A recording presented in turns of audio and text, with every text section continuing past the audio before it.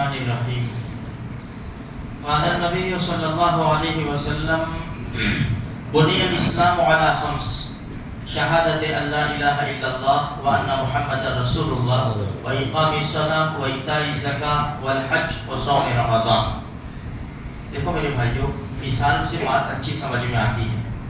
قرآن اور حدیثوں میں بھی بہت ساری مثالیں دی گئی ہیں. ہم پہلے ایک مثال سمجھے. بھائی ہم نے 20 سال کی عمر سے کمانا شروع کیا. 50 سال کا انسان ہو جاتا ہے جب مکان بناتا ہے. عام طور پر دیکھو تو محنت کرتا ہے. جب عمر بڑی ہوتی ہے نا، 45 سال 50 سال 55 سال، جب مکان بناتا ہے. اب یہ پورے 30 سال کی پونجی مکان میں لگائے گا تو مکان کیسے بنائے گا؟ مضبوط ایسا ہی کہے گا نا، اپنا کو اچھا مکان چاہیے، میری 30 سال کی پونجی ہے، اچھا مکان چاہیے. اچھا مکان کب بنے گا؟ جب بنیادیں مضبوط ہوگی. بنیاد مضبوط ہوگی تو مکان کی چھت مضبوط ہوگی.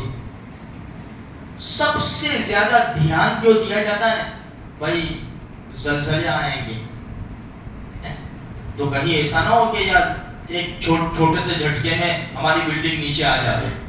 انسان بہت کچھ سوچتا ہے کیونکہ میں پیسہ لگا رہا ہوں، 25-30 لاکھ روپے لگا رہا ہوں. میں سوچوں گا یار یہ شرط ایسا نہیں، ایسا ہونا چاہیے. سب دھیان دے گا میرے بھائیوں، بہت اچھی باتیں دینا چاہیے. اب ہم حدیث کے اوپر آ گئے کہ جو اسلام ہم اپنائے ہوئے ہیں نا، اس کی بنیاد بھی 5 چیزیں ہیں. اب یہ عمارت اسلام کی کب مضبوط رہے گی؟ جب بنیادیں مضبوط ہوگی. آج ہم دیکھیں نا، چاہے میں ہوں آپ ہوں، الا ماشاء اللہ ہمارے جو بنیادیں ہیں نا بڑی کمزور ہے. نماز لے لو، چلو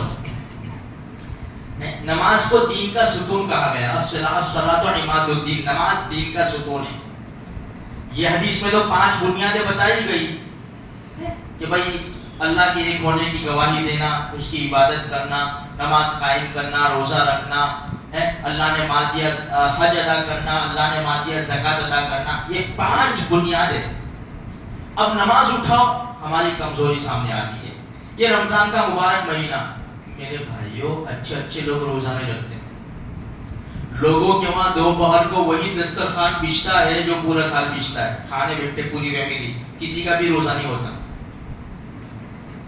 اس لیے یہ ہماری بنیاد کمزور ہے.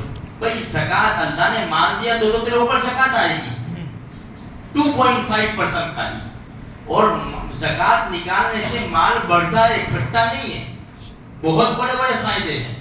آپ اندازہ لگاؤ آپ کتنے سال سے زکات نکالتے ہیں، ہمیشہ مال زکات بڑھتی چلی جائے گی. بھائی اللہ نے مال دیا ہے، اتنا پیسہ ہے کہ تم حج میں جا سکتے، پہلے حج کر لو، بعد میں مکان بنانا، بعد میں بچے کی شادی کی اتنا خرچ کرنا ضروری نہیں ہے. شادی تو چند پیسوں میں بھی ہو جائے گی. تو جو بنیادیں ہیں اس کو مضبوط بنانی ہے میرے بھائیوں. اور مضبوط کب بنے گی یہ بنیادیں؟ جب اس کے اوپر ہمیشہ عمل کریں گے.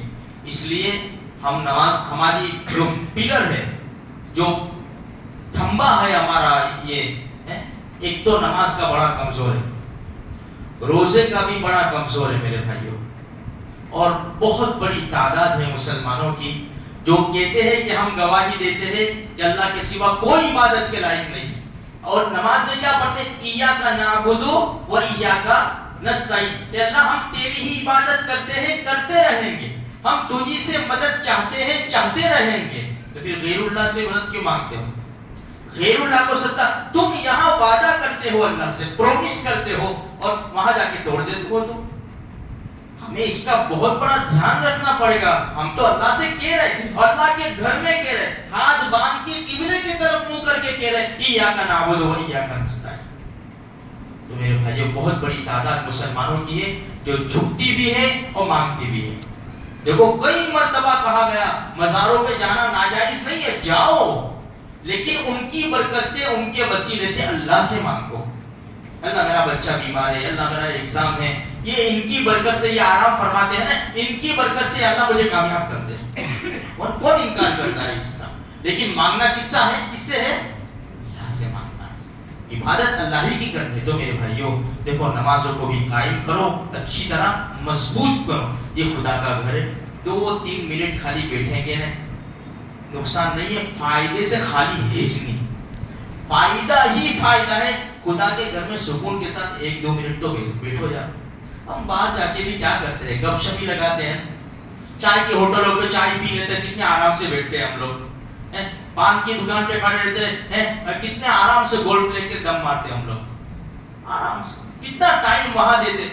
خدا کے گھر میں 1 منٹ 2 منٹ سکون اطمینان کے ساتھ بیٹھیں گے، ہمارا کیا چلا جائے گا میرے بھائیوں؟ یہ عادت پڑے گی، ورنہ یہ عادت جو ہے نا، حرم کے اندر بھی عمرہ کرنے جائیں گے نا، حج کرنے، لاکھوں روپیہ خرچ کر کے پھر وہ سلام پہ رکھے چلو بھاگو چلو بھاگو، یہاں عادت ڈالیں گے تو وہاں عادت پڑے گی نا۔ اللہ کہیں سے نہیں بات پر عمل کرنے کی توفیق عطا فرمائے۔